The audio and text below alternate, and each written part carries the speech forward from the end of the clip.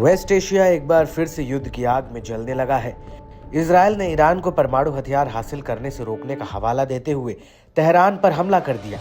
Israeli सेना का दावा है कि उसके हमले में ईरान के कई ऑटोमेटिक सेंटर तबाह हो गए। हमले में ईरान के आर्मी चीफ समेत कुछ न्यूक्लियर साइंटिस्ट भी मारे गए हैं। इजरायल के हमले के बाद ईरान ने युद्ध की घोषणा कर दी, साथ ही इजरायल पर मिसाइल और ड्रोन से हमले भी किए। ईरानी हमले में इजरायल की राजधानी तेल अवीव समेत कई शहरों और इलाकों में व्यापक पैमाने पर तबाही मची।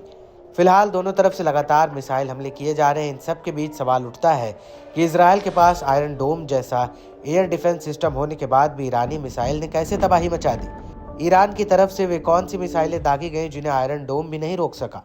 ईरान की फतेह 1 हाइपरसोनिक मिसाइल इतना खतरनाक है कि उसे एयर डिफेंस सिस्टम भी नहीं रोक सकता। बता दें कि आयरन डोम को रूसी एयर डिफेंस सिस्टम S-400 और S-500 के टक्कर का बताया जाता है।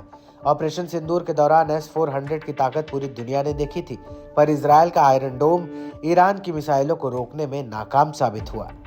जानकारी के मुताबिक ईरान ने इजरायल पर फतेह 1 हाइपरसोनिक मिसाइल से हमला किया है। ईरान यदि इजरायल के क्रिटिकल मिलिट्री इंस्टॉलेशन पर मिसाइल से हमला करना चाहता है तो उसकी रेंज कम से कम 1000 किलोमीटर होनी चाहिए। ईरान की ताकतवर फतेह 1 हाइपरसोनिक मिसाइल की रेंज 1400 किलोमीटर के आसपास बताई जाती है। हाइपरसोनिक होने की वजह से इसकी रफ्तार भी काफी अधिक है। सिक्योरिटी एक्सपर्ट की माने तो हाइपरसोनिक मिसाइल लो एल्टीट्यूड मिसाइल रडार को आसानी से चकमा देती है। विशेषज्ञों का यहां तक मानना है कि इस कैटेगरी की मिसाइलें एयर डिफेंस सिस्टम को भी बाईपास कर सकती हैं। यही वजह है कि ईरान आयरन डोम को चकमा देते हुए इजरायल के अंदर तक अटैक करने में कामयाब हो रहा है। ईरान ने फतेह 1 मिसाइल को जून 2023 में दुनिया के सामने रखा था। इसे इस्लामिक रेवोल्यूशनरी गार्ड कोर यानी IRGC ने डेवलप किया था। पारंपरिक के साथ ये मिसाइल न्यूक्लियर वॉरहेड ले जाने में भी कैपेबल है। ऐसे में इससे बेहद ही खतरनाक माना जाता है। अमेरिका, इजरायल समेत अन्य पश्चिमी ताकतें ईरान के मिसाइल प्रोग्राम को रोकने का प्रयास करते हैं।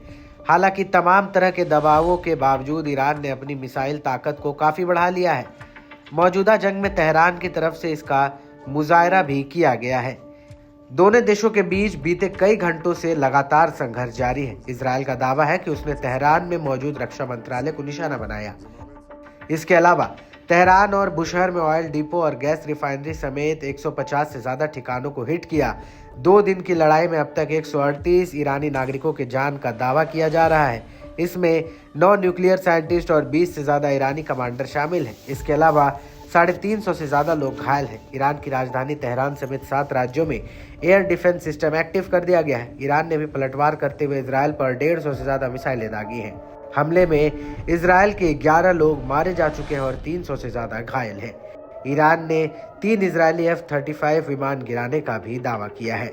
ऐसे में अब ये देखना बेहद दिलचस्प होगा कि ईरान और इजरायल के बीच जारी जंग किस करवट बैठेगी।